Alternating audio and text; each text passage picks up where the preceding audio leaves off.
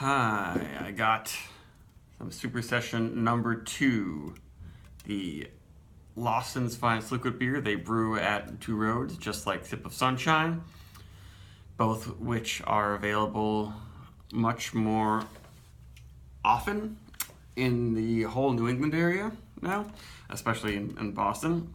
This can is from 10 days ago, from February 14th. And I haven't had this beer since last summer when I was in Vermont and I got some there. And I liked it quite a bit. I remember it being kind of like left of the dial from Notch, another Two Roads brewed session IPA. And that it was very fruity, but also had a little bit of a sweet, more complex malt character than a lot of other session IPAs, but still not quite a toasty, caramely malt, just an interesting sort of English type malt. And this one features Amarillo hops. I've never had the Super Session number 1 that was only Citra hops, but I think that one was actually brewed in Vermont at Lawson's Finest Liquids Brewery. And I remembered liking this quite a bit, and finally I got a super fresh can at home I can review. Looks like my glass is clean enough. I find that if my glass isn't super clean, there's some bubbles sticking to the bottom. You can kind of swish a little bit of beer around the bottom, and it'll help to clean your glass so that it doesn't just kill all your head retention and carbonation when you pour the whole beer. I can smell this one already. Good amount of carbonation, and it actually looks a little bit paler than I remember. Anyone who lives in the New England area probably knows Notch Left of the Dial. It's kind of the ubiquitous session IPA on tap everywhere, and I've drank a lot of that one, but I'm getting a little bit tired of it now. I almost feel like the yeast strain may have changed, or my taste buds are just really can notice those extremely big stone fruit esters in English yeast strains. But we'll see how this one is, because I know the Lawson's does not use a strain that's that much like Notch's. And it's pretty clear. It's not pale piss or anything, at least in the color, but there's no haze, and yeah, that's very clear. You can see me right through. And the head's pretty good. It's wispy though. There's big bubbles. It's gonna go away in a little bit. But very, very fruity. Yeah, the aroma reminds me of Left of the Dial a little bit. Except this one, has Amarillo, and I believe it's mostly Citra and Mosaic in Left of the Dial.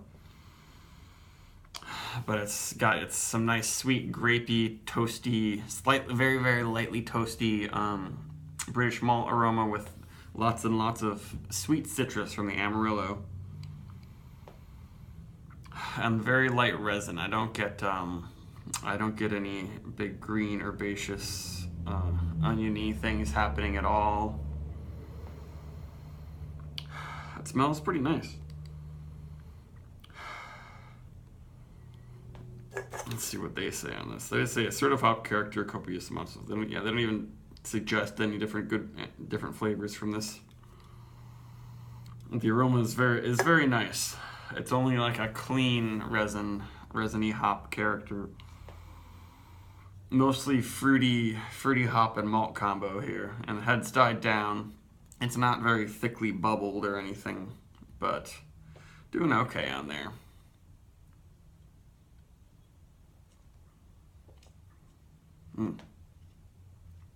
Oh yeah, I got a lot more of that alpha acid feel on the tongue and fresh resiny hop, but it still doesn't quite get to pine and wood that much. It's mostly a sweet ruby red grapefruit and lots of sweet orange. That's what I find with Amarillo, is just like every single kind of orange flavor is in there. It's got orange peel and things happening, but mostly flesh and an actual fruit flavor. It's not big on the bitter, pithy qualities that sometimes you can notice in the more bitter, citrusy IPAs. Pretty good mouthfeel. I forgot to mention it's 4.8% alcohol. and good amount of sweetness. It's a pretty good session IPA. I guess it definitely reminds me a little bit of Sip of Sunshine, except that one's, I think Sip of Sunshine is a little bit more Citra forward, but it's got the classic resiny bite, but super clean. I'm still not getting any overly spicy green herbaceous qualities either.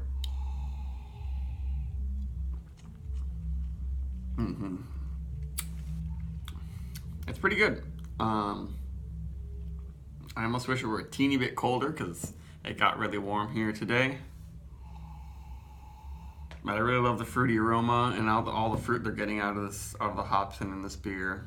But it's a little bit on the sweet side. I kind of wish it were a little bit less sweet. Not necessarily more bitter, but just a little bit lower gravity. Honestly, that's what I really like is the session IPAs that are super refreshing.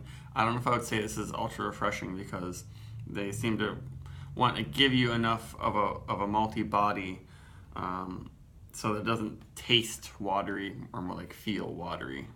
One of my things I'm a little annoyed by when people talk about is they say something tastes watery. Water doesn't really taste like anything. And I don't really mind when things taste or feel watery. I kind of expect it with a session IPA. I want just some hop seltzer. Actually, a lot of the time, I don't want all the sugar and calories. So this one will make you happy if you want a good amount of hop character and you want some body in your beer.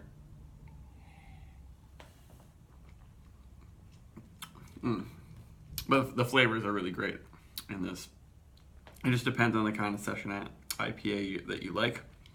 But this is definitely one of the best out there. I think it might have the highest rating for a session IPA or on Untappd or something like that.